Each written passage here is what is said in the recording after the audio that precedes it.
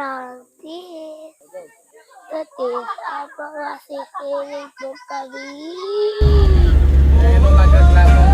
Pupunta po kami sa Carlos Park.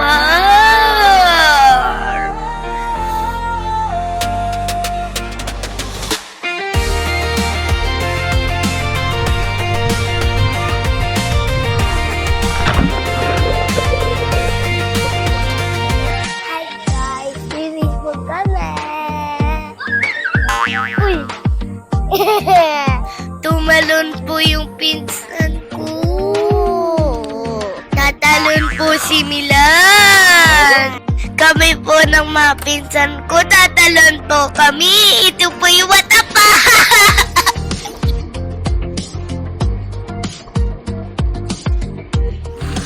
Tapos hindi po siya manunong lumangoy. Private lang naman eh. Diba? Basta baka mura yan niya. Entry na entry si RRT2. Tignan nyo, napapakyut pa. Lamig na lamig po ako dyan. Pati si MM. Pupunta po dyan si MM mamaya. O yan na po.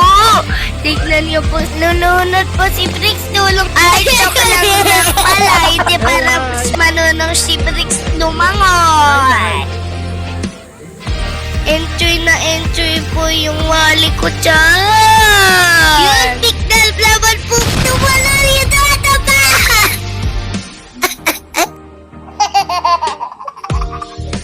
Ito po yung pinsan ko, Claire Dumpling. Pero wala si Rera.